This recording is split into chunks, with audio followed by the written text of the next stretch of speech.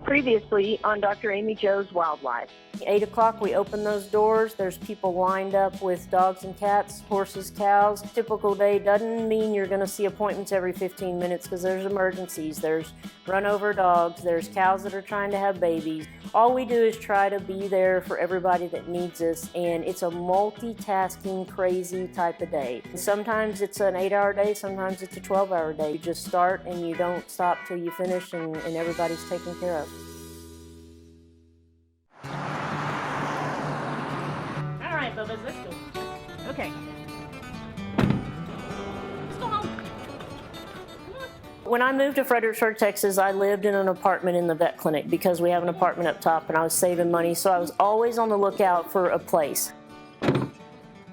He loves the deer, like he loves them. I first bought 12 acres and built the house, and then the neighbor wanted to sell a little bit, so all in all, it came in to be 35 acres. We're gonna go out here and feed my herd. It's an eclectic crew. We have lots of rescues in here, so come on, Bubba's! After building the house and settling on this land, I wanted to get a wildlife permit and a wildlife facility, and he's on my back. Oh. He's a little crazy. To have baby calves, baby sheep, baby skunks, everything. She was kind of a miracle. She came in almost gone. Her mom was dead on the side of the road, and she was unresponsive, and we actually had to shave her neck and put an IV catheter into her bloodstream and start her on a fluid and a fluid pump and get her back to where she was hydrated. And then we always have rescue dogs coming in and out. We'll keep a week at a time, a month at a time, a year at a time. Come here. Meatball. What are you doing, Bubba's? Meatball's in with a cow. Oh, Meatball's in with a cow. They're kind of beating him up, aren't they? Hey! Hold on, let me go get him.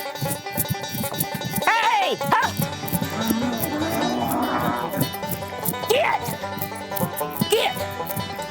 Get! Bubba's, you okay? Oh, Meatball. Only a mother could love you, Bubba's. I've got a lot of different types of cattle, but my favorite is called a Belted Galloway. The first little guy came to the clinic from a good client of mine. His name was Edward, so I named this little calf Fast Eddie. What are you doing, Bubba's? And he is the love of my life. He cannot control his legs, and what we think is the umbilical cord maybe wrapped around his neck when he was in the womb and or in the uterus, and he lost blood supply, and so he's a little off. That's okay, though. He's alive. He's eating and drinking. Well, my name is Bryce Young. I've been living here for about 4 years now with Amy. We've been together, dated. So he actually made an appointment at the vet clinic, and he walked his horse in the barn, and I walked out, and he brought his horse in for me to castrate him. If I say it, I'll just pretty much stalk her after that.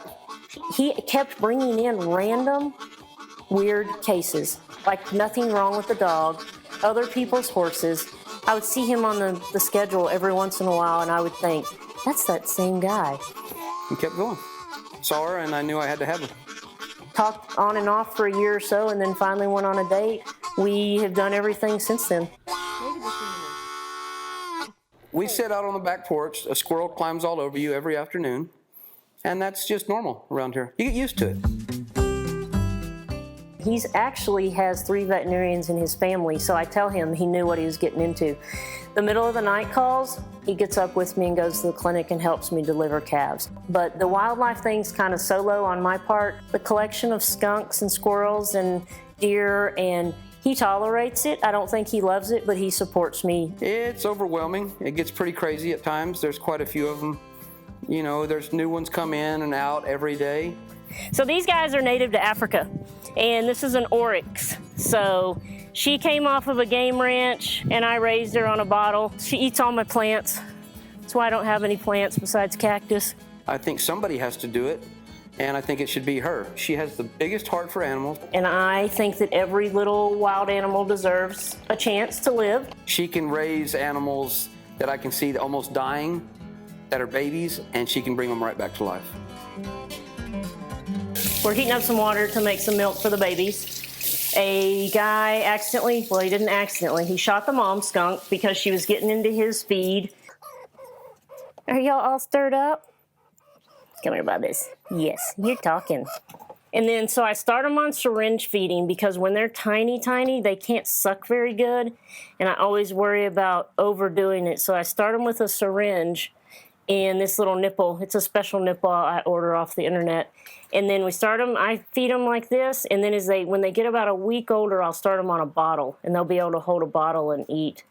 And then when they get about 6 weeks old, we'll switch them to little insects and fruit and vegetables and then some native species of things around, bugs and such around here. So there's 2 types of foxes here in Texas. There's a gray fox and then there's a red fox. So this is a gray species. They stay a little bit smaller. They're not quite as aggressive. And what happened was a dog raided his nest and unfortunately, he was the only one that made it, so he came in.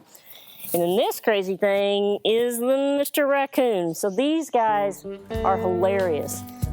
See how he's puffing up? You know, I've noticed on the animals we have, it's really crazy how calm my dog is, or how calm a rescued fawn is around me. It's something that not everybody has, but I seem to be able to calm them. They seem to be very comfortable with me.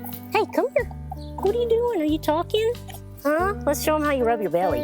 Make you talk. My thought is it's because I spend so much time with them. Oh, you're hungry. It's lunchtime, isn't it? But there does come a time where there's a difference in mom and the wild. So here's Mr. Coyote. Wiley, what are you doing?